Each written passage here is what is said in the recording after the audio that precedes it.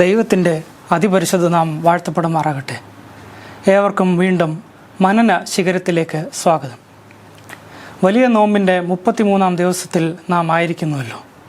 ഇന്ന് നാം ധ്യാനിക്കുന്ന വിഷയം അടിപ്പിണരാലുള്ള സൗഖ്യം എന്നതാണ്. അതിന് ആധാരമായെടുത്തിരിക്കുന്ന വേദഭാഗം വിശുദ്ധ യോഹന്നാൻ എഴുതിയ സുവിശേഷം 11-ാം അധ്യായം 47 മുതൽ 53 വരെയുള്ള വേദഭാഗമായി തിരഞ്ഞെടുത്തിരിക്കുന്നു.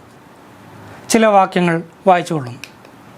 അവരിൽ ഒരുത്തൻ, ആ സംവത്സരത്തെ മഹാപുരോഹിതനായ കയഫാവ് തന്നെ അവരോട്, നിങ്ങൾ ഒന്നും അറിയുന്നില്ല, ജനം മുഴുവനും നശിച്ചു പോകാതെ വണ്ണം ഒരു മനുഷ്യൻ ജാതിക്ക് വേണ്ടി മരിക്കുന്നത് നന്ന് എന്ന് ഓർക്കുന്നതുമില്ല എന്ന് പറഞ്ഞു. അവനിത് സ്വയമായി പറഞ്ഞതല്ല, താൻ ആ സംവത്സരത്തെ മഹാപുരോഹിതനാകയാൽ ജനത്തിനു വേണ്ടി യേശു മരിപ്പാനിരിക്കുന്നു എന്ന് പ്രവചിച്ചതത്രേ. നമുക്ക് പ്രാർത്ഥിക്കാം. ദൈവമേ, നിൻ്റെ പീഡാനുഭവത്തെയും മരണത്തെയും ഉയർത്തെഴുന്നേൽപ്പിനെയും ധ്യാനിക്കുന്ന ഈ അവസരത്തിൽ ഞങ്ങളുടെ മനനം നിനക്ക് പ്രസാദകരമായി തീരണമേ. ആമീൻ. യോഹന്നാൻ 11-ാം അധ്യായത്തിൽ യേശു ലാസറിനെ ഉയർപ്പിച്ച അടയാളം രേഖപ്പെടുത്തിയിരിക്കുന്നു.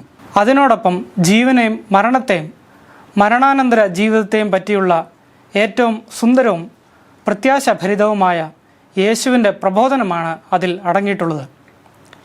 യേശു ലാസറിനെ ഉയർപ്പിച്ച ശേഷം ആ സംഭവത്തിൻ്റെ വാർത്ത മഹാപുരോഹിതന്മാരും പരീശന്മാരുടെ അടുക്കൽ എത്തുകയും അവർ യേശുവിനെ നശിപ്പിക്കുവാൻ വേണ്ടിയുള്ള ആലോചന നടത്തുകയും ചെയ്യുന്നു. അനേകം യഹൂദന്മാർ യേശുവിൻ്റെ ഈ അടയാളം കണ്ടിട്ട് അവനിൽ വിശ്വസിച്ചു. അങ്ങനെ തുടർന്നാൽ റോമാക്കാരും വന്ന് അവരുടെ സ്ഥലത്തെയും ജനത്തെയും എടുത്തു കളയും എന്ന ആകുലതയാണ് ഈ തീരുമാനത്തിൻ്റെ കാരണം. എന്നാൽ ജീവൻ നൽകിയവൻ്റെ ജീവൻ എടുക്കാൻ ശ്രമിക്കുന്നു എന്നതാണ് ഇതിൽ കാണുന്ന വിരോധാഭാസം.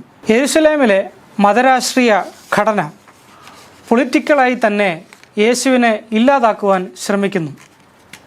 നാം അവരുടെ സംവാദത്തെ ശ്രദ്ധിക്കുമ്പോൾ റോമാക്കാർ വന്ന് അവരുടെ കയ്യിൽ നിന്ന് അവരുടെ സ്ഥലത്തെയും ജനത്തെയും എടുത്തു കളയും എന്നതാണ് ആ വാചകത്തിൻ്റെ യഥാർത്ഥ അർത്ഥം.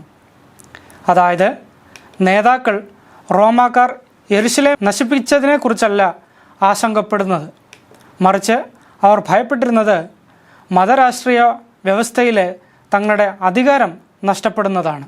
തികച്ചും സ്വാർത്ഥമായ അധികാരമോഹങ്ങൾ അവരുടെ ചിന്ത ഭരിച്ചിരുന്നു. ആയതിനാൽ ഈ വേദഭാഗം നമ്മോട് ചോദിക്കുന്ന ഒന്നാമത്തെ ചോദ്യം, ദൈവത്തിൻ്റെ സുവിശേഷത്തിന് തടസ്സമായി നിൽക്കുന്ന നമ്മുടെ സ്വന്തം മോഹങ്ങളും സ്വാർത്ഥമായ അധികാരത്തിനുള്ള വാഞ്ചകളും ഈ നോമ്പുകാലത്തിൽ വെടിയുവാൻ സാധിക്കുമോ? ഈ ഒരു സാഹചര്യത്തിലാണ് ജനം മുഴുവനും നശിച്ചു പോകാതെ വണ്ണം ഒരു മനുഷ്യൻ ജാതിക്ക് വേണ്ടി മരിക്കുന്നത് നന്ന് എന്ന മഹാപുരോഹിതനായ കയ്യഫാവുടെ പ്രവചനം ഉണ്ടാകുന്നത്. യെരുശലേം ദേവാലയത്തിൽ ആരാധനയ്ക്കും യാഗങ്ങളുടെ അർപ്പണത്തിനും നേതൃത്വം നൽകുക പുരോഹിതന്മാരുടെ പ്രധാന ദൗത്യം എന്നിരിക്കെ പുരോഹിതന്മാർ പ്രവചിക്കുന്ന അവസരങ്ങളും ഉണ്ടായിരുന്നു.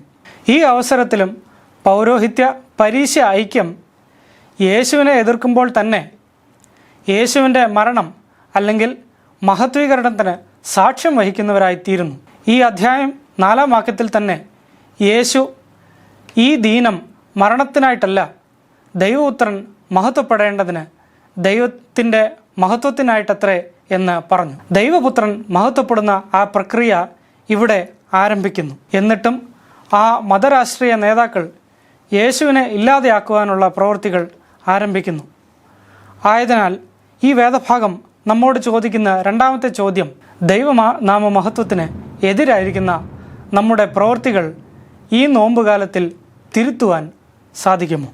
യേശു പുനരുദ്ധാനവും ജീവനും ആകൊണ്ട് തന്നെ മരണത്തിൻ്റെ വിഷമുള്ള് തകർക്കപ്പെട്ടിരിക്കുന്നു എന്നതാണ് ലാസറിനെ ഉയർപ്പിച്ച അടയാളത്തിൽ അടങ്ങിയിരിക്കുന്ന സത്യം. യെശയ്യാ പ്രവാചകൻ്റെ പുസ്തകം 53-ാം അധ്യായം 5-ാം വാക്യത്തിൽ ഇപ്രകാരം രേഖപ്പെടുത്തിയിരിക്കുന്നു, എന്നാൽ അവൻ നമ്മുടെ അതിക്രമങ്ങൾ നിമിത്തം മുറിവേറ്റും നമ്മുടെ അകൃത്യങ്ങൾ നിമിത്തം തകർന്നും ഇരിക്കുന്നു. നമ്മുടെ സമാധാനത്തിനായുള്ള ശിക്ഷ അവൻ്റെ മേൽ ആയി, അവൻ്റെ അടിപ്പിണരുകളാൽ നമുക്ക് സൗഖ്യം വന്നിരിക്കുന്നു. ആ അധ്യായത്തിൽ യെശയ്യാ പ്രവചിക്കുന്ന ദാസൻ്റെ അനുഭവം യേശുവിൻ്റെ അനുഭവമായി മാറി. യേശുവിൻ്റെ കഷ്ടപ്പാട് മൂലം ലോകം മുഴുവനും സൗഖ്യവും സമാധാനവും നിത്യജീവനും ലഭിക്കുന്ന അവസരമായി തീർന്നു. ഓരോ കഷ്ടപ്പാടിലും പ്രത്യാശയുണ്ടെന്ന് യേശു നമ്മെ പഠിപ്പിക്കുന്നു.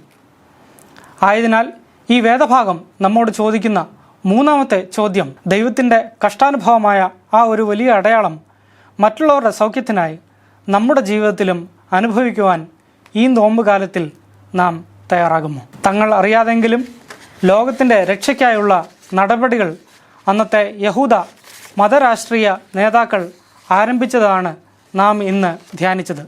അവർ യേശുവിനെ ഉപദ്രവിക്കുകയും മഹാപീഡകൾ അനുഭവപ്പെടുത്തിയെങ്കിലും ആ അനുഭവത്തിൽ നിന്ന് ലോകം മുഴുവന് രക്ഷ ലഭിച്ചു. ഈ വേദഭാഗം നമ്മോട് ചോദിക്കുന്ന 3 ചോദ്യങ്ങൾ: 1. ദൈവത്തിൻ്റെ സുവിശേഷത്തിന് തടസ്സമായി നിൽക്കുന്ന നമ്മുടെ സ്വന്തം മോഹങ്ങളും സ്വാർത്ഥമായ അധികാരത്തിനുള്ള വാഞ്ചകളും ഈ നോമ്പുകാലത്തിൽ വെടിയുവാൻ സാധിക്കുമോ? 2. ദൈവനാമ മഹത്വത്തിന് എതിരായിരിക്കുന്ന നമ്മുടെ പ്രവൃത്തികൾ ഈ നോമ്പുകാലത്തിൽ തിരുത്തുവാൻ സാധിക്കുമോ? 3. ദൈവത്തിൻ്റെ കഷ്ടാനുഭവമായ ആ ഒരു വലിയ അടയാളം മറ്റുള്ളവരുടെ സൗഖ്യത്തിനായി നമ്മുടെ ജീവിതത്തിലും അനുഭവിക്കുവാൻ ഈ നോമ്പുകാലത്തിൽ നാം തയ്യാറാകുമോ? ക്രൂശിലേക്ക് നമ്മുടെ യാത്ര തുടരുന്ന ഈ നാളുകളിൽ ക്രൂശിതനിലേക്ക് നമ്മുടെ നോട്ടങ്ങൾ വെച്ച് പ്രത്യാശയോടെ നമുക്ക് മുന്നേറാം. ദൈവം നമ്മെ അനുഗ്രഹിക്കട്ടെ. ആമേൻ.